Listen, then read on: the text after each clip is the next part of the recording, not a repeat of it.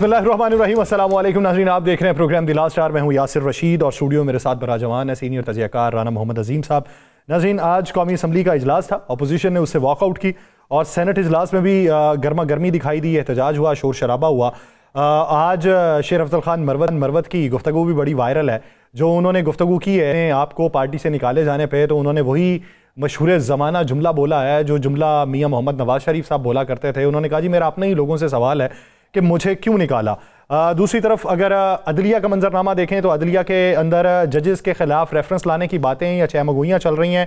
दूसरी तरफ जस्टिस मंसूर अली शाह साहब ने कहा कि हमने कोई ऐसा काम ही नहीं किया कि हमें किसी रेफरेंस का डर हो, और अगर किसी को ये लगता है कि हमने कोई काम नहीं किया तो वो जाके शीट देख ले, जाके हमारे अमाल देख ले, जाके वो तमाम तर केसेस देख ले जिसकी सुनवाई हमने की और जिसके फैसले हमने दिए हैं। इसके अलावा चारों सूबों में तरक्की पाने वाले जजेस की हलफ बर्दारी की तकरीब भी हुई। चीफ जस्टिस याहिया अफरीदी साहब ने उनसे हलफ लिया है, आप मनाजर में भी देख सकते हैं, ये हलफ बर्दारी की है। और इसके अलावा IMF की जो जजेस के साथ मुलाकात थी उस पर पहले तो पाकिस्तान पीपल्स पार्टी बोली, फिर आज मौलाना फजलुर रहमान साहब भी उस पर बोले हैं कि पाकिस्तानी मईशत के हवाले से ये क्या तरीक़ाकार है कि लोग आके बोलते रहें। इस पूरे मंजरनामे में बानी पाकिस्तान तहरीक इंसाफ के ख़त के हवाले से भी काफ़ी बाज़गश सुनाई देती है कि इब्तदाई तौर पे उन्होंने एक ख़त चीफ जस्टिस याहिया अफरीदी साहब को लिखा, फिर एक ख़त आर्मी चीफ साहब को लिखा, सोशल मीडिया के ऊपर, बैनुल अक़वामी मीडिया के ऊपर और मेन स्ट्रीम मीडिया के ऊपर उसके बड़े चर्चे हुए। सिक्योरिटी ज़राए ने इब्तदाई तौर पर उसकी तरदीद कर दी कि ऐसा कोई ख़त मौसूल नहीं हुआ।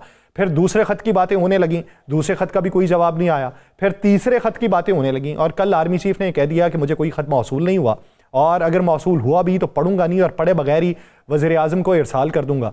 और इस ज़मन के अंदर हुकूमत अब ये कहती है कि वज़ीर आज़म भी उसे नहीं पढ़ेंगे। ये कुली तौर का मंजरनामा जो है इस पर बात करेंगे। राना साहब की तरफ बढ़ते हैं। राना साहब, इससे पहले कि पाकिस्तान के सियासी मंजरनामे पर बात करें, आज बतौर मेज़बान प्रोग्राम के और नाज़रीन की तरफ से भी आपको मुबारकबाद कि आप PFUJ के बिला मुकाबला सदर मुंतखब हुए हैं और इंटरनेशनल फेडरेशन ऑफ जर्नलिस्ट जो हैं उनकी जो सदर थी उन्होंने बाकायदा तौर पे आपका ऐलान किया। पीका एक्ट के हवाले से आज जो आप लोगों की काविशें थी, जिस तरीके से इस्लामाबाद में तमाम सीनियर तजियाकार, सीनियर जर्नलिस्ट वो पहुँचे, जिस तरीके से उन्होंने पैगाम दिया आज़ादी सहाफ़त का और अपनी ज़बानों को बुलंद रखने का अखलाक के मायार के मुताबिक, और जिस तरीके से आपको पुलिस ने रोकने की कोशिश की, तशद्दुद किया, काबिल फ़ख्र हैं आप सहाफ़ी बरादरी के लिए।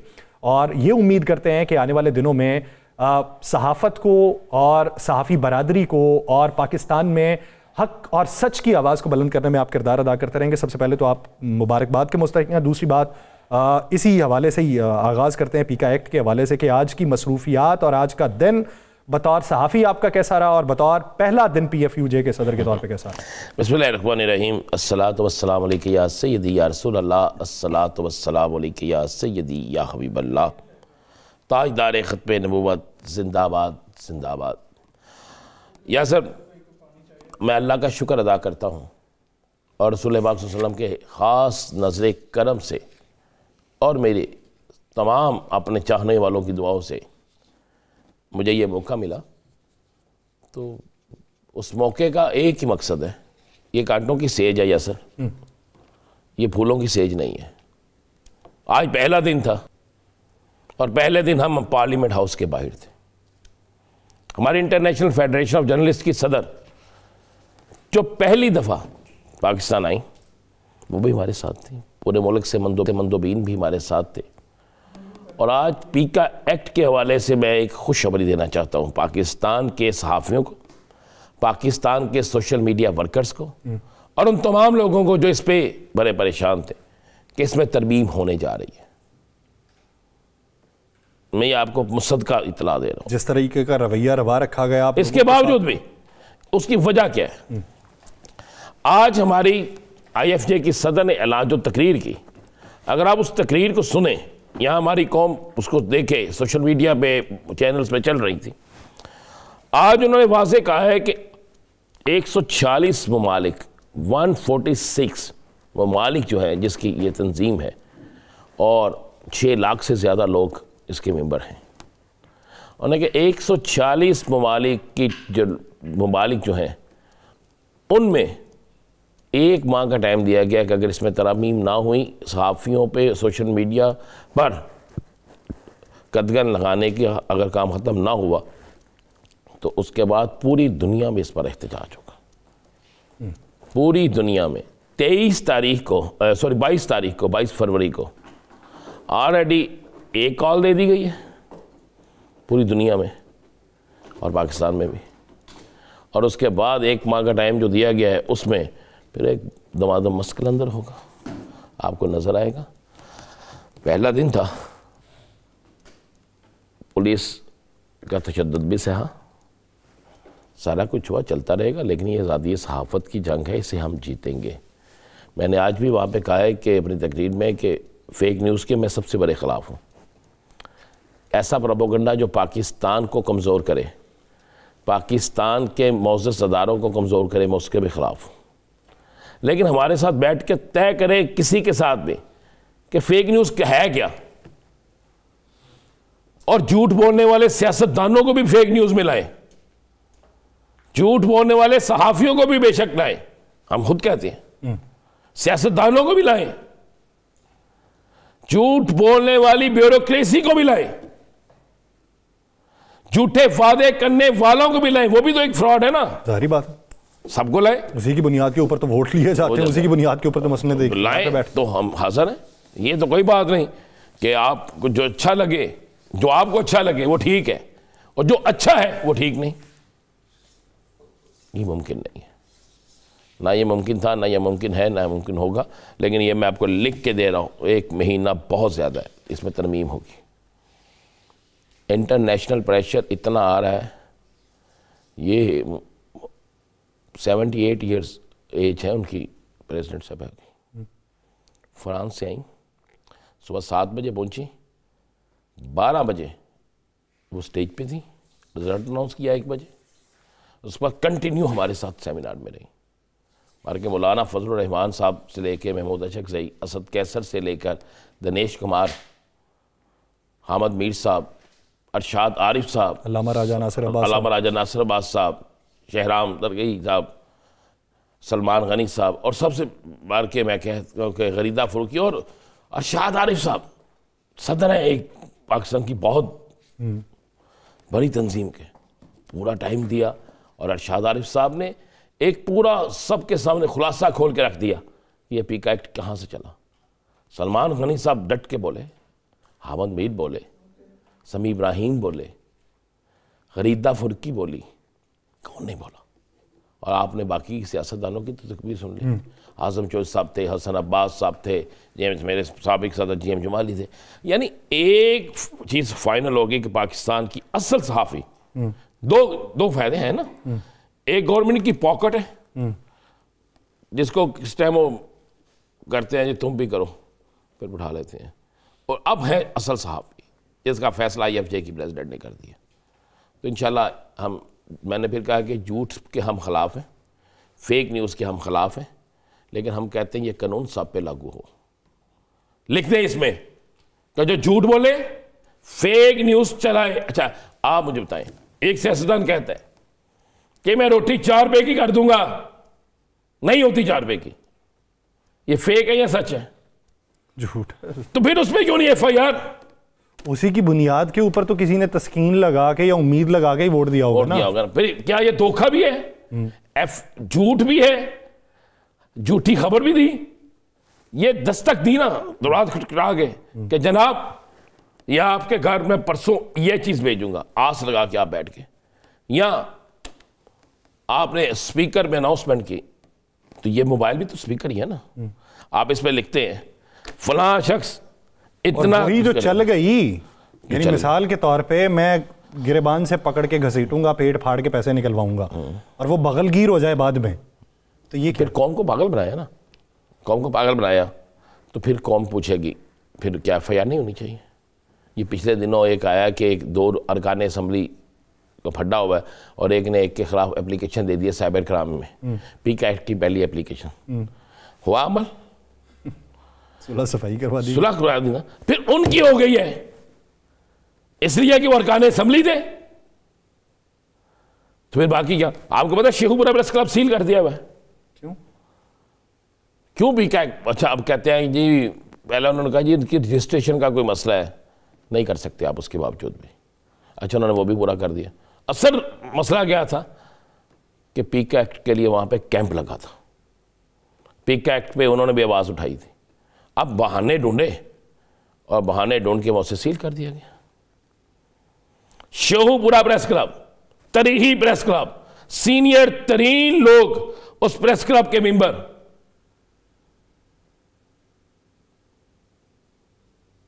बाकी क्या बात रह जाती।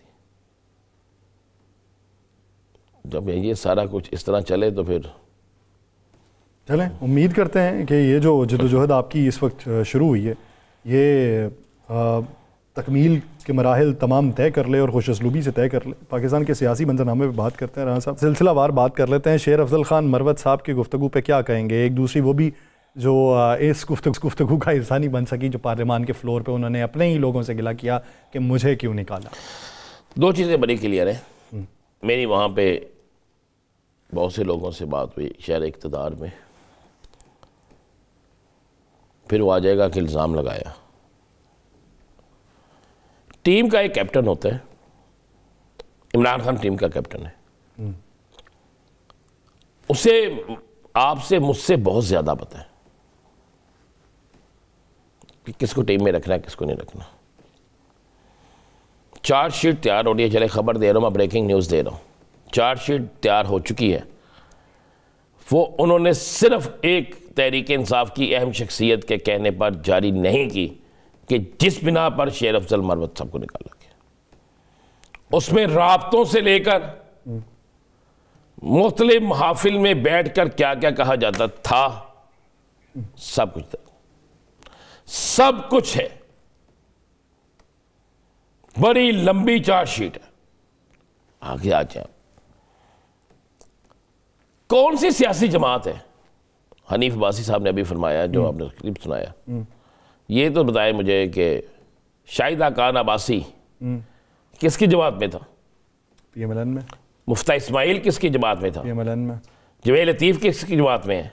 PMLN में। मैंने कहा था का लफ्ज़ शायद इस्तेमाल कर, था वाला हिसाब हो जाना है। ठीक है। इसी तरह बाकी जो लोग हैं वो किसकी जमात में है? बहुत से छोड़ के गए ना। दानियाल अजीज साहब है, उसके बाद ज़ुबैर उमर साहब है, उसके बाद उसका आ जाए आप ख्वाजा साहब रफीक साहब तो हैं, लेकिन वो जो बोल जाते हैं, शेख रुहेल असगर साहब खुल के बात भी कर जाते हैं।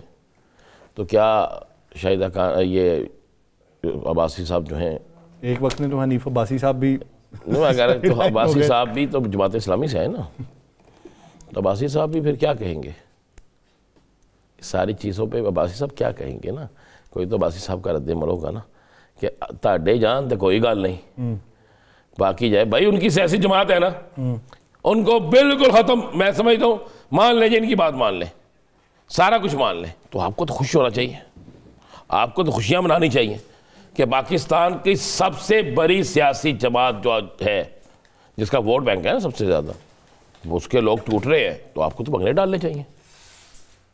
आपको अली अमीन गंडापुर कल कहते थे ये दहशतगर्द है, यही कहते थे, ये वज़ीर आला नहीं, ये बदमाशी करता है, इसको नहीं रहना चाहिए, ये फलां करता है, ये फलां करता है। आज इनकी फिक्र बढ़ गया है कि उन्होंने क्यों तब्दील करने लगे हैं।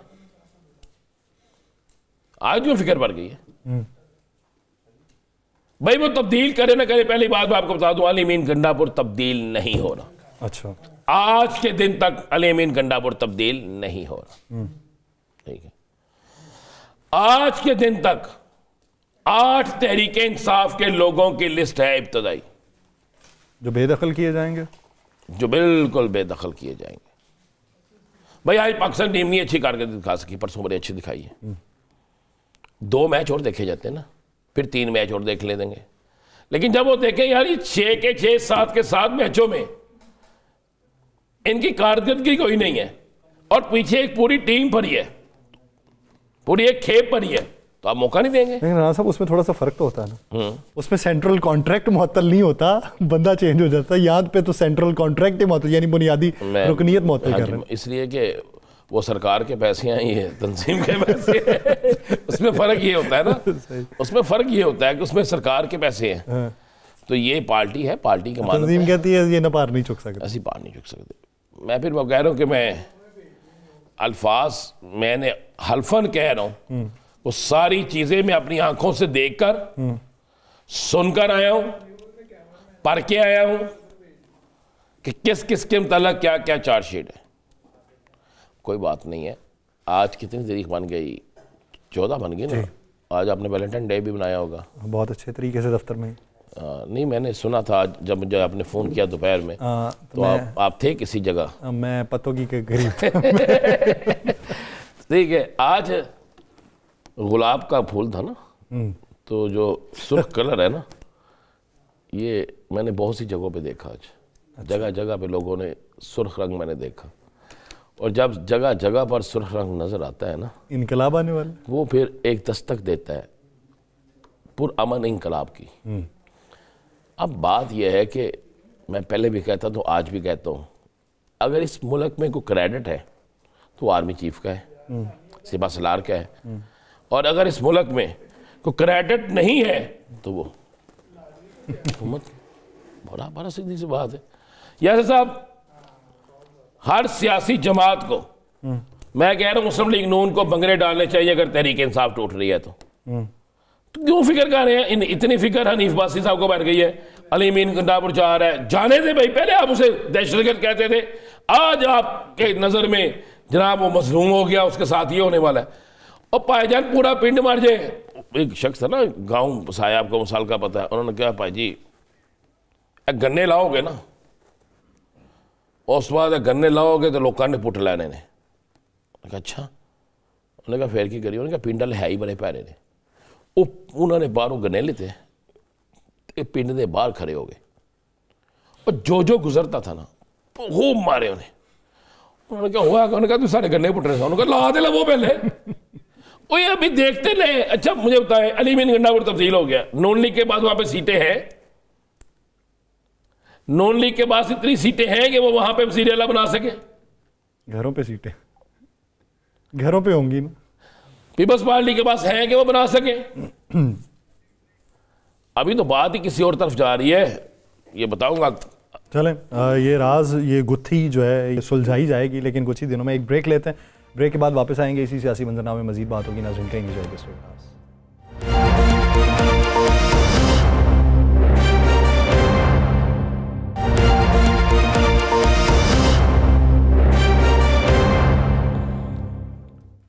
ब्रेक के बाद खुशामदीद नाज़रीन। पाकिस्तान तहरीक इंसाफ में तंजीम 9 के हवाले से भी इस वक्त ऑपरेशन जारी है। बात ये हो रही है कि IFJ है, यानी इंसाफ जो लॉयर्स फोरम है, ILF माजरा चाहता हूँ, उसको भी तहलील करने की बातें हो रही हैं। उसके अलावा बात ये भी हो रही है कि नई सतह पे सरबराही दी जाएगी, तंजीमी ओहदेदार तब्दील किए जाएंगे। ऐसी 6 मगोइयाँ हैं, उसमें हकीकत कितनी है इस बारे में बात करेंगे। और अभी जिन लोगों की फहरिस्त बनाई गई और जिनके ऊपर पार्टी से निकाले जाने की तलवार लटक रही है, इसके बाद आने वाले दिनों में क्या होगा। जिस तरीके से हनीफ अब्बासी साहब कहते हैं कि शेर अफजल खान मरवत के बाद अली अमीन गंडापुर की बारी है, तो इसमें कितनी हकीकत है। और दूसरा, खतूत लिखे जाने के हवाले से आगे से जो जवाब मौसूल हो रहे हैं, उसके बाद की हिकमत अमली क्या होगी।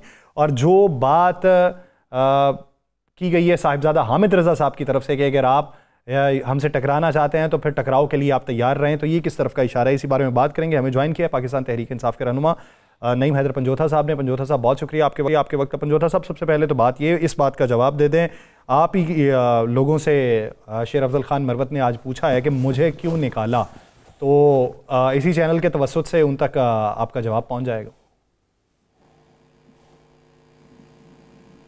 बहुत शुक्रिया, बड़ी मेहरबानी यासिर भाई, आपने मौका दिया। राना साहब सलाम अलैकुम।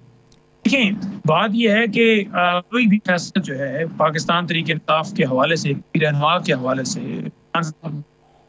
जो उनको बेहतर लगता है वो कर सकते हैं। अब जहाँ तक बात रह गई कि उनके निकालने की वजूहात क्या हैं, तो वो आपके सामने है कि खान साहब ने क्यों ऐसा एक्शन लिया।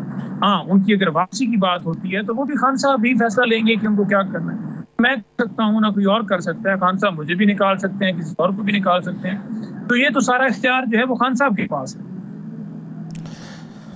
नहीं, बिल्कुल आप दुरुस्त कह रही है, इख्तियार खान साहब के पास है। क्या जो बात की हनीफ अब्बासी ने अली अमीन गंडापुर साहब के हवाले से, इसमें कोई सदाकत हकीकत है? देखिए, हनीफ अब्बासी जो है वो पाकिस्तान तहरीक इंसाफ का ना तो मेंबर है, ना ही हनीफ अब्बासी जो है वो अडयाला जेल समाअत होता है, ना ही हनीफ अब्बासी जो है वो कोर कमेटी और कमेटी का हमारा मेंबर है। तो फिर हनीफ अब्बासी की बात की क्या वैल्यू है? बात की वैल्यू होगी जो इमरान खान साहब के, जहाँ तक मैं वहाँ पर देखा है तो अली अमीन के ऊपर जो है उन्होंने कोई ऐसी बात नहीं की कि मैंने कोई उसको निकालना है या मुझे जो है मैंने उसको निकालने का कोई मेरा प्रोग्राम है। मैंने तो नहीं ऐसा कोई देखा, ना मैंने सुना है। अली अमीन एक सूबे वज़ीर आला हैं और कल उनकी मुलाकात भी है। उन्होंने खान साहब को पूरे की रिपोर्ट भी पेश की और खान साहब ने उनको हदायत की है कि आप जो है जितने भी मामलात हैं खास तौर पर जो करप्शन के हवाले से है वो उसका पूरी कड़ी नजर रखिए, क्योंकि हमारी जमात का मकसद जो तहरीक इंसाफ का था वो करप्शन के खिलाफ था। तो ये कोई ऐसा मामला नहीं होना चाहिए जिसके बाकायदा तौर पर एक यूं समझ लें एक जो एंटी करप्शन है उसके अंदर तब्दीली करके वहां पर उसको मजीद बेहतर ला कर जो उसको जो है पकड़ने के लिए बाकायदा तौर पर जो है वो काम होगा। और ये पाकिस्तान तरीके खान का नजरिया है। आपको पता है कि आज डेमोक्रेसी जो है वो किस तरह पावरफुल है, लेकिन उसके बावजूद इमरान खान साहब बिल्कुल क्लियर कट मौक़िफ़ रखते हैं। और इंशाल्लाह आप देखेंगे कि इमरान खान का कोई रिश्तेदार भी हुआ ना तो अगर करप्शन की तो इमरान खान तो ऐसी रीयत के मालिक हैं कि वो छोड़ने वाले हैं।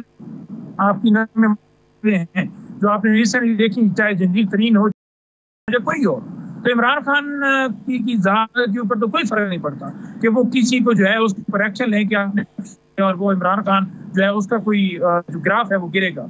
इमरान खान का ग्राफ हमेशा उठ रहा है क्योंकि हमेशा इस कौम की बात की, इस मुल्क की बात की है, अवाम की बात की है, अवाम के मसाइल की बात की है, पाकिस्तान की आबादी की बात की है, मईशत की तरक्की की बात, इस मुल्क की फलाह के लिए खड़ा है।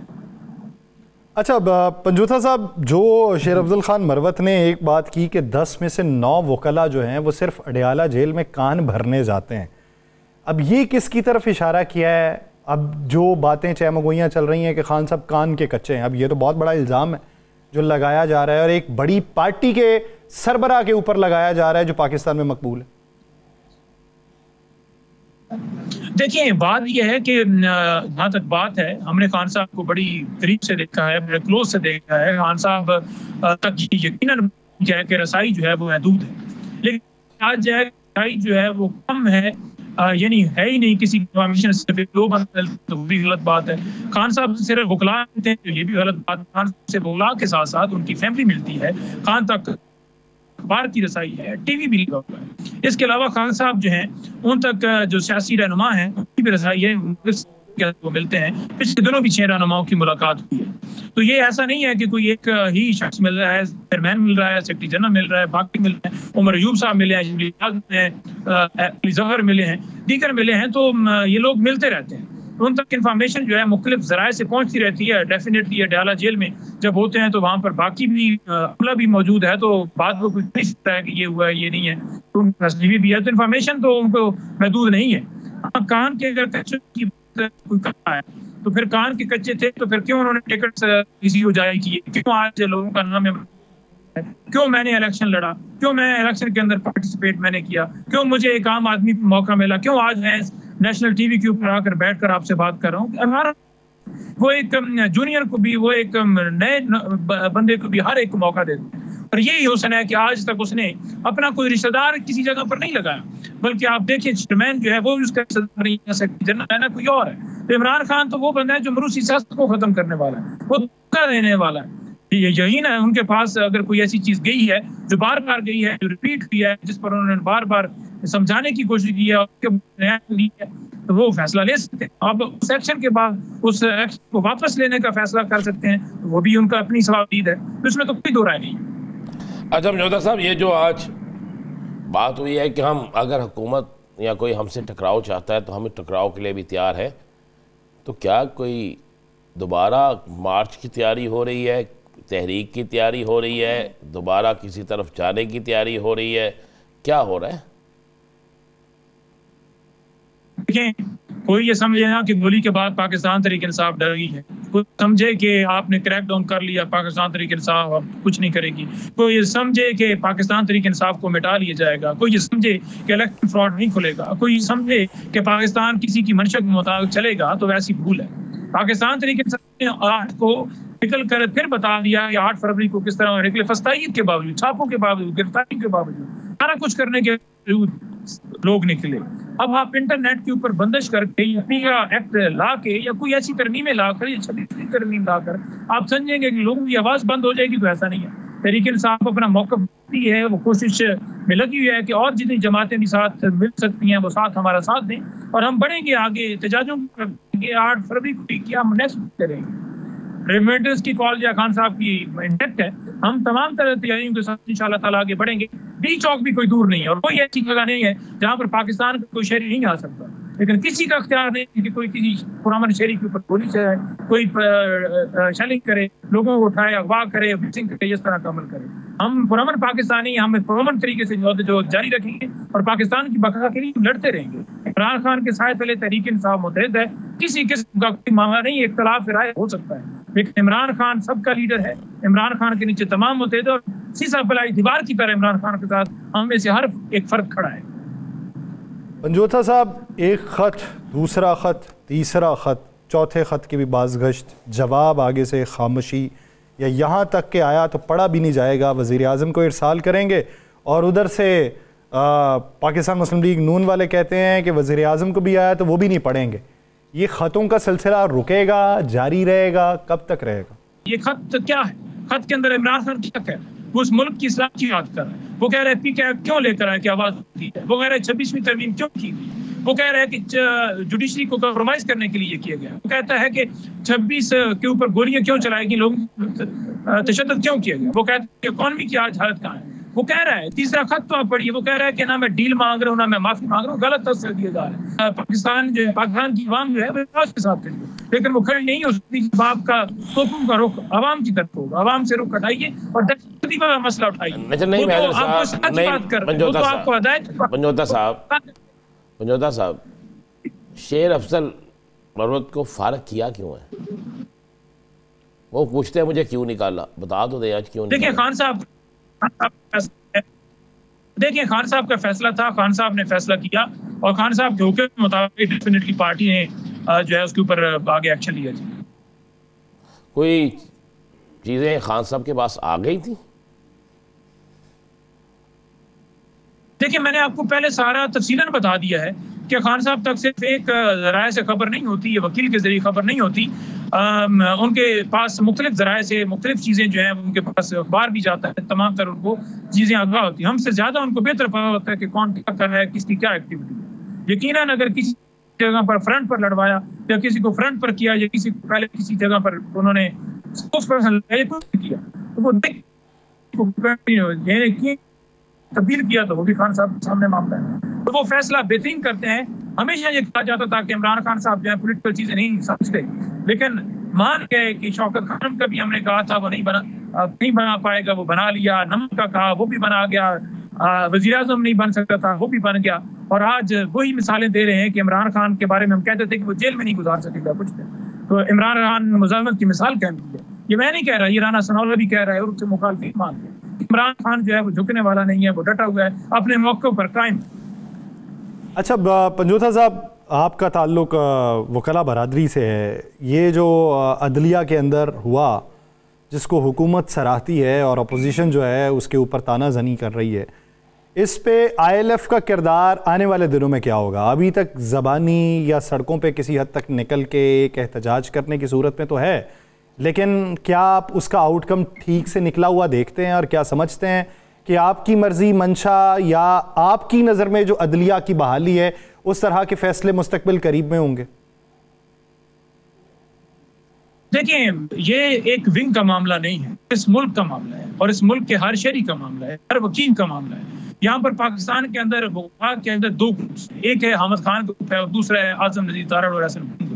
इस वक्त सुप्रीम कोर्ट के अंदर, पाकिस्तान बार काउंसिल के अंदर जो है वो डोमिनेट है आजम नजीर तारड़ और भून ग्रुप। आजम नजीर तारड़ को आपको पता ही है कि वो वजीर कानून भी, तो डेफिनेटली वो फिर उस वजह से जो है उस पर आगे नहीं बढ़ने देते। हाँ, हामिद खान साहब का जो रोल है उस रोल को देखते हुए उन्होंने तहरीक को फैलाने का वक्त जो है वो हम जितना लेट कर रहे हैं उतना लेट।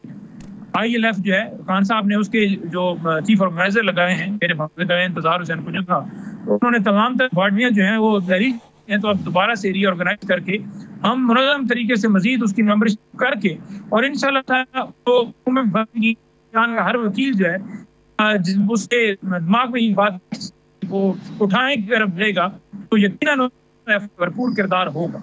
ILF के किरदार को मजीद उसके बेहतर लाते हुए हम मेंबरशिप साजी भी करेंगे और इसको आगे लॉ के लिए बढ़ाने में अहम हम भी करेंगे और इंशाअल्लाह। अच्छा डॉक्टर साहब ये तो बताइएगा, मेरा आखिरी सवाल है, मेरा एक आखिरी सवाल है। आजम सवाती उन चंद लोगों में है जो लीड करते थे, जो खान साहब के करीब तरीन थे। अब वो बड़े खुल के गिले कर रहे हैं कि मैं खान साहब को बताऊंगा और बहुत से नाम भी उन्होंने लिए हैं। साथी साहब इतने नाराज क्यों हैं? खान साहब के करीब होने का मतलब नहीं है ये कि वो गिला शिकवा ना कर सकते, गिला शिकवा कर सकता है। यही जमहूरियत का जहाँ बात है इमरान खान साहब की, इमरान खान साहब को जाए वो इमरान खान के साथ खड़े और पाकिस्तान तरीके से कार करके खड़ा है। इंशाअल्लाह ताला देखेंगे आने वाले दिनों के अंदर जो भी मूवमेंट होगी हर जगह पर आप देखेंगे तमाम लोग लीड करते हुए, जो भी मूवमेंट होगी तमाम लोग लीड करते हुए वहाँ पर दिखाई देंगे। बहुत शुक्रिया नहीं मैं पंजोथा साहब इस हवाले से अपना वक्त देने के लिए। ना सियासी मंजरनामे में बात करेंगे, एक शॉर्ट ब्रेक के बाद कहीं नहीं जाएगा। Stay with us.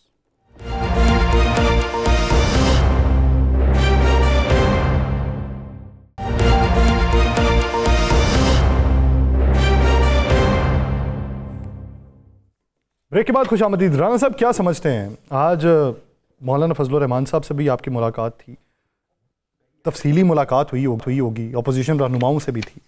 क्या तासुर मिलता है कि कब तक उनका अलायंस जो है वो कामयाब हो जाएगा या कब तक हुकूमत जो है उनके मुतालिबात की तरफ रुजू करना शुरू कर देगी? खबर दूँ आपको? जी खबर के लिए सर मैं आपको खबर ही दे रहा हूँ। ये शहर इक़्तिदार से इत्तेहाद हो गया, हर चीज़ फाइनल हो गई। अच्छा, अब कुछ चीज़ें सिर्फ जो है ना, इवन GDA भी फाइनल हो गई है। वो तो उस दिन आपके सामने मैंने सवाल पूछा तो उन्होंने बता दी। बहुत सी चीज़ें ना सिर्फ फाइनल हो चुकी हैं बल्कि अब बहुत सी चीज़ों पर हिकमत अमली बनाई जा रही है कि किस चीज़ को किस तरीके से किया जा सकता है।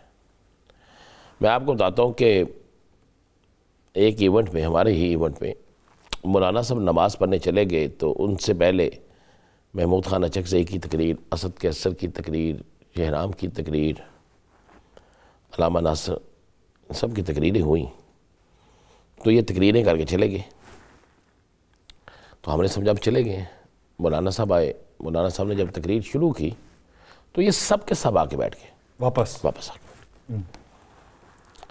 जब ख़त्म हुआ तो मैंने कुछ लोगों से पूछा, उनमें से उन्होंने कहा जी अब तो हम तय कर लिया कि जो मर्ज़ी हो जाए हम इकट्ठे। अच्छा, तो ये किस तरह हो सकता है कि जब मौलाना साहब तकरीर कर रहे हो तो हम ना हो, बेहद भी हो जाएगी। बेहद नहीं, देखें ये अदब भी है, जाहिर बात है, उम्र में भी तो बड़े ही है ना। और इत्तेहाद के लिए आने वाले दिनों में एक बहुत बड़ा जेस्चर भी देना होता है ना। अच्छा वो हुआ। उसके बाद देखें कि आज फिर महमूद अचकज़ई की मुलाकात होना और महमूद खान अचकज़ई बिल्कुल बड़ा ओपन स्टैंड दे रहे हैं, मौलाना साहब ओपन स्टैंड दे रहे हैं। और आपको मैं ख़बर ये दे रहा हूँ। अच्छा, मौलाना ने ये जो बात की कि हमें और PTI को लड़वाने की कोशिश की गई, अब ये PTI वालों को तो नहीं वो कह सकते, ये किसकी तरफ वो इशारा कर? मैंने कहा जो चार्जशीट बनी है ना, अभी मैंने इशारा किया था कुछ लोगों की चार्जशीट्स हैं। अच्छा, जब कप्तान कहता है कि भाई आपने ये काम नहीं करना, उसके बावजूद अगर कोई करे तो इसका मतलब है किसी और पे रोल पे। और इसी तरह कुछ लोग, मैं नाम नहीं लेना चाह रहा, कुछ अदारों का, मीडिया के, वो भी अपना रोल अदा करते रहे। अब डायरेक्ट बड़ा क्लियर और वाज़ेह हो चुका है कि कोई अगर प्रॉब्लम होगी तो ये एक दूसरे से डिस्कस करेंगे। ठीक, अपनी बात को वहाँ से कंटिन्यू कीजिए जहाँ पे मौलाना वाली बात रुकी थी। हाँ, तो मौलाना, मैं आपको ये खबर दे दूँ कि मौलाना साहब इत्तेहाद मुकम्मल हो चुका है। कुछ चीज़ों पे अब तय हो रहा है कि किस तरह किस चीज़ को गिराना है। अच्छा, ये फाइनल मैं आपको ये बिल्कुल बता रहा हूँ। इसका नाम वही ग्रैंड अपोजिशन अलायंस या पाकिस्तान तहफ़्फ़ुज़ मूवमेंट? नहीं, नाम चेंज होगा। अच्छा, ना पाकिस्तान तहफ़्फ़ुज़ मूवमेंट होगा? नहीं, नाम तब्दील होगा। अच्छा, नए नाम पे होगा और रमज़ान शरीफ में ये बात बिल्कुल खुल के सामने आएगी। इसकी भी सरबराही होगी किसी के पास? इमरान खान ने ऑफर दे दी है कि जब इकट्ठे चलना है तो कोई भी सरबराह हो, और महमूद खान अचकज़ई को कहा गया कि आप जो मर्जी फाइनल कर लें, हम इसके लिए तैयार हैं। अच्छा, अब एक और खबर ना इसमें जो बड़ी ब्रेकिंग न्यूज़ है, ये हमारे नाज़रीन के लिए बड़ी ब्रेकिंग न्यूज़ है। पीटीआई ने ऑफर करने लगी है कि सबसे पहले केपीके के तमाम हल्के हुकूमत खोले। हाँ, तमाम हल्के हुकूमत खोले। वो अपने तक भी तो उसकी इंक्वायरी के लिए उन्होंने नहीं, अपने तक तो छोड़ देना। अच्छा, उन्होंने कहा हुकूमत खोल ले, वफाकी हुकूमत। हाँ, और कैमरे ऑन करें, दोबारा गिनती करें, एक एक थंब चेक करें, एक एक शनाख्ती कार्ड चेक करें, नंबर चेक करें, और जिस हल्के में 1% भी, ये 5 या 10% नहीं, 1% भी ऐसा वोट है तो पीटीआई वो हल्का छोड़ देगी। जिस हल्के में 10% वोट भी पीटीआई के हैं, हाँ, फिर वो भी लेगी, बिल्कुल लेगी। अब ये इसलिए किया जा रहा है ताकि वो एक तासर खत्म करना चाहते हैं कि शायद केपीके में भी कुछ हुआ, और ये एक पैगाम देंगे, वो इब्तिदा करेंगे। उसमें तो बेनिफिशियरी जमीयत उलमा इस्लाम फे भी होगी, वो गुने कहेंगे आप करेंगे। बिल्कुल जिस हल्के को खोलना चाहे, तमाम के तमाम हल्के, चीफ जस्टिस साहब, चीफ इलेक्शन कमीशन मुतनाज़ा होने के बावजूद भी उनके नज़र में वो आके टीम बनाए ऑन कैमरा। फिर उन्होंने कहा हम ये भी करने के लिए तैयार हैं, ये जो पीटीआई के अंदर फाइनल हो चुकी चीज़ें, हम ये भी करने के लिए तैयार हैं कि जिस हल्के में ये कहते हैं दोबारा इलेक्शन कराएं, जिस हल्के में। अब उस पे ये अगर हो, फर्ज कर लें कि वो कह दें जी कि अली अमीन गंडापुर साहब ही अपने हल्के से नहीं जीते हुए हैं, फर्ज कर लें ऑन कैमरा, तो ये तो इलेक्शन कमीशन पे फिर बार पड़ जाता है, इल्ज़ाम लग जाता है कि जो जीता नहीं हुआ उसको जितवा दिया हुआ है, तो वो कौन मानेगा? नहीं, देखें ना, ये बिल्कुल आप जो कह रहे हैं, उसमें तो पीटीआई को कोई हरवा भी नहीं ना सकते। चार हल्के खुले थे, हुकूमत किसी और की थी, साबित हो गई चीज़ें, इलेक्शन हो गए दोबारा। वो इतना लंबा दौड़ना, इतनी लंबी चीज़ें, ये सारा कुछ उसमें चलता रहा। लेकिन अब जो चीज़ें चल रही हैं, आप जो चीज़ें सामने हैं, बात बड़ी क्लियर सी और साफ सी है यासिर साहब। और जैसे जिन्होंने पंजाबी च कही था ना कि एक फंदा पै लगा जे, और ये पहली दफ़ा होना है कि उस फंदे च उन्हें फंसना है जिन्हें सोचिया भी नहीं सी। पीटीआई अपनी तमाम तरीके से तैयारी मुकम्मल कर चुकी है। मैं तो आपको बता रहा हूँ कि आप चंद दिनों में ये बात सुन लेंगे जो हम अपने नाज़रीन को भी बता रहे हैं। बड़ी बड़ी खबरें, आपको ये सारी चीज़ें सामने आ जाएंगी। और क्या ये बात नहीं हुई, मैं किसी तरफ इशारा कर रहा हूँ, क्या कोई किसी से नाराज़ नहीं है? किसी घर की बात कर रहे हैं? घर से नहीं कर रहा, ये गाड़ी है ना, मकसद तो हमारा गाड़ी है ना। क्या एक करप्शन जिसका इशारा दिया था किसी वक्त में फैसल वाडा साहब ने, क्या जिसका तो पिछले महीने की 20-22 तक खुलना था, नहीं इस महीने की खुलना था, हाँ पिछले महीने की सॉरी खुलना था। क्या उसको उस पर इंक्वायरी जो हुई है उसमें बड़े बड़े नाम नहीं आए? अच्छा, हो गई इंक्वायरी? हाँ, क्या उसमें बड़े बड़े नाम नहीं आ गए? तो इंतज़ार में वही कह रहा हूँ कि बड़ा मुबारक दिन था आज का ना। तो अल्लाह ताला के साथ इस पाकिस्तान, मैंने तो अपनी दुआ में ये कहा कि या अल्लाह इस पाकिस्तान को अजीम से अजीम तर बना दे, और जो करप्ट है ना, या अल्लाह कोई भी है, किसी भी सियासी जमात से, हमारी उससे जान छुड़ा दे और हमारे मुल्क को महफूज बना दे।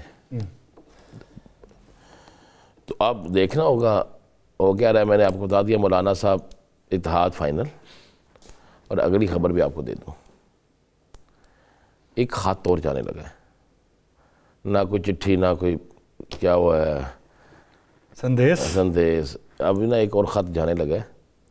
और ये ख़त उस इत्तेहाद में शामिल तमाम सियासी जमातों के रहनुमाओं को होगा इमरान खान साहब की तरफ से, जिसमें इमरान खान जो अपोजिशन का, हाँ जी, जिसमें इमरान खान बाकायदा उन्हें बताएगा कि हम ये सारा इत्तेहाद और जंग क्यों लड़ रहे हैं, इसकी वजूहात क्या हैं, किस किस के साथ किस किस ने कहाँ पे क्या क्या धोखा किया, और पाकिस्तान को बचाने के लिए सबको क्यों इकट्ठे होना पड़ेगा।